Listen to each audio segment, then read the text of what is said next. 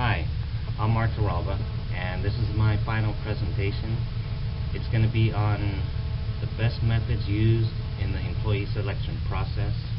I'm going to talk about a few things in regards to selecting people, using the right tools, comparing them based on different types of tests, decision strategies,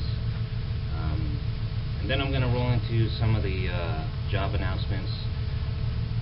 I'm going to explain a little bit about some of the criteria that's used, identifying a step-by-step method, and some of the procedures, how reliable and valid they should be, to include going over the cover letters and resumes, and how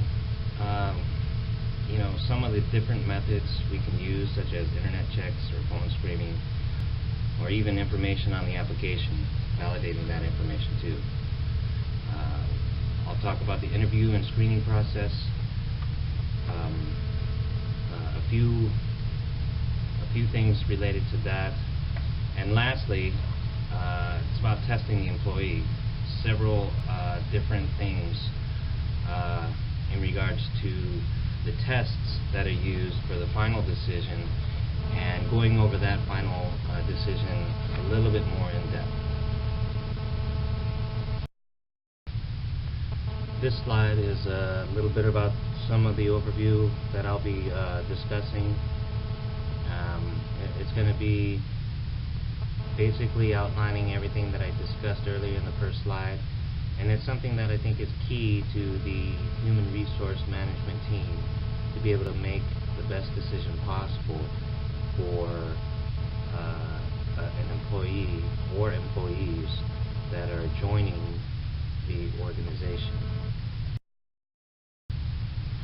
The selection process. When it comes to this one, you really got to be mindful about how you post and what you post for the job announcement, and there has to be it has to be specific. The knowledge, skills, and abilities must be lined out precisely to what you want, and you need to have a measurable level of requirements, so that way all three things are exactly what you want, so that way the applicant knows exactly how or what information that they need to put in the resume. Next is identifying the selection process, and I use a step-by-step method. I would use a step-by-step method to really point out what is required, what are the absolutes, what are the things to look for, such as the hidden talents or any of those things that really might just stand out. It might not be the, as far as what's required as far as the or for the requirements, but those other special talents that the employee has might be something that is worth considering. And being reliable and and consistent with how we do the application process, and screening out those that are okay, those that are good, and those that are really good. And we need to be accurate, and we need to be on the same page and on the same mindset when we're making that decision. That is absolutely important.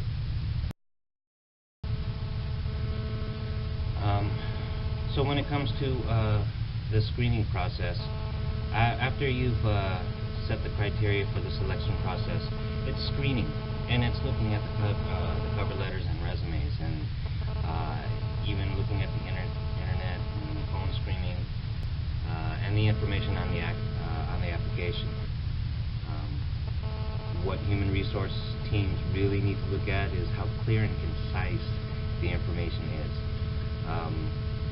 and you need to validate that information based on what the information is, and really look at the set criteria. I also mentioned consistency.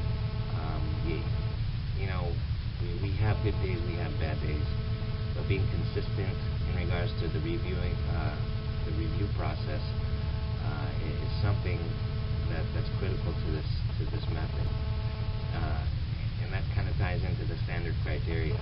I think resource teams, one of my preferences would be to put together a checklist. Does this person meet this? Check yes, check no. And it's going to be a whole slew of information and set criteria. So that way, as the boss, as the manager, you have your team on the same page as you, so that way you can look at that information.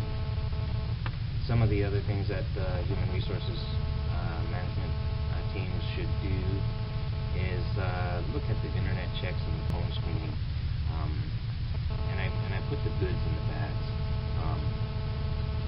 Looking at a Facebook page or Googling the individual, and checking to see that type of person. Do you want that person who's on Facebook that's just a party animal and stays up to the wee hours posting crazy stuff, or would you have a different view based on a person who posts family stuff and little mini vacays and all that stuff that are just nice and normal? That might be indicators that you can see on the internet, as well as on the phone. When you talk to the individual, do they use slang? Do they use broken English, or do they communicate well? And right off the cuff, when you do call them up, that's a good indication of who you will be communicating with and how they'll be able to communicate with you. I think information on the application, you really got to check the relevancy, and I'll tie that into some of the other slides a little bit later. But does this person move mountains, and can they do that with a shovel, or there are ways to be able to say things, but there's also the reality too, and that's what we need to do to be able to get a fair assessment screening the individual. Now I'm going to discuss the interview and screening process. Talking about the types of interviews, different methods, references, background checks, and really there's certain variables that need to be discussed, but also need to be looked at, so that way you can conduct the interview properly. And it can be different types, such as non-directive or structured interviews. It can be situational, behavioral, descriptive, sequential, and panel interviews. Those are all great styles. I do like the structured interviews because you have a standardized set of questions, and when you're talking to multiple applicants, you'll be able to get the criteria you need based on those questions that you put together. So that way you can really gauge how the applicant speaks, what they say, how well they say it, and how they can just discuss that information with you. I would like to also add in there some situational interviews where you can give hypothetical questions. If this were to happen, how would you respond? What would you do, and how would you react? What are the best things that you would do? What are the things that you would avoid? That type of that line of questioning is something that I think will get the applicant to just think on their feet right then and there. And those types of questions, I think, should be like in the middle of the interview process, when you have your structured set of interview questions, and then throwing in a situational hypothetical question in there will kind of just get them to really think critically. And then important stuff is looking at the references, talking to other people, and not just the first line or the last supervisor, but the one prior, and having a set of questions to ask them too, because that'll uncover a little bit about the employee, and it will, asking the right kind of questions will able to get you the right kind of the answers.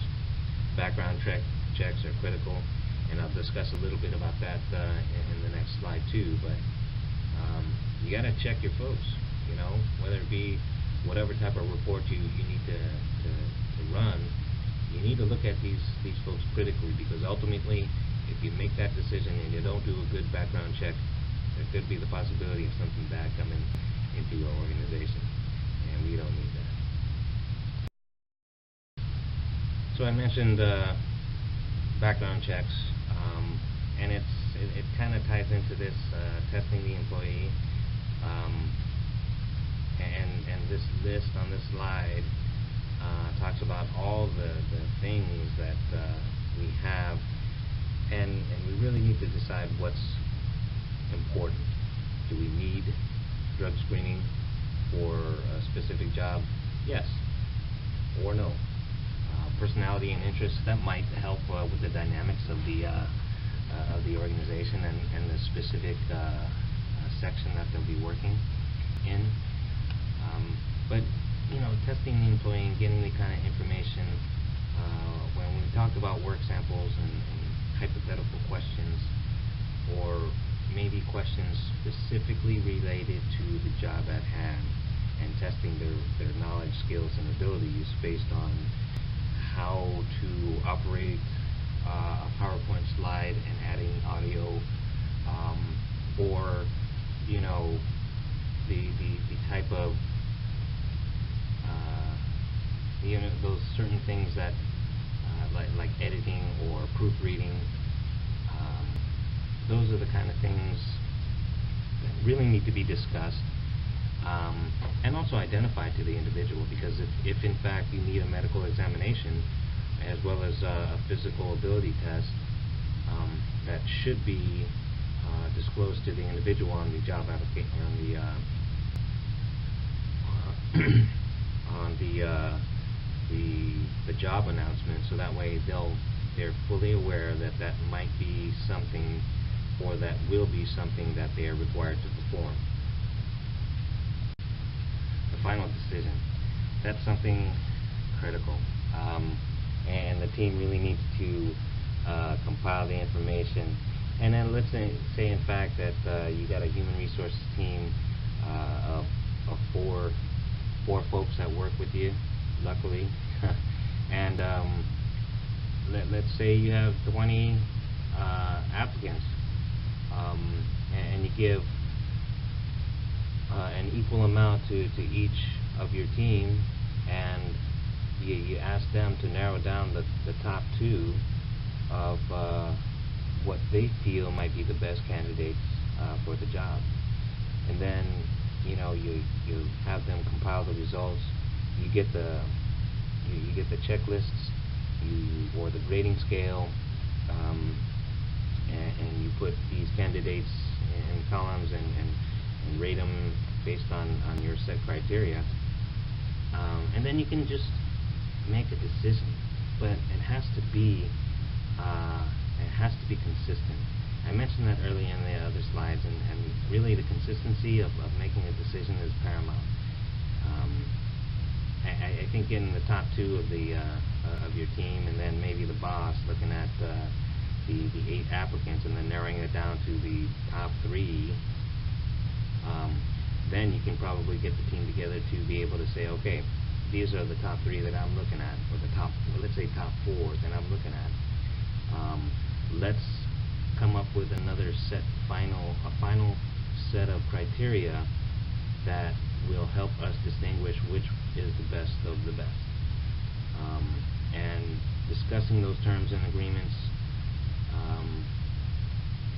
or those, I should say, that selection criteria will help make that final selection. And when that is done, you know, when it just goes through the discussion and terms and agreements with the individual.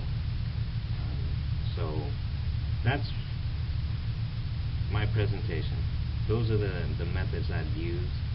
Those are the things that I think would help us be able to select the best employee for our organization. Thanks.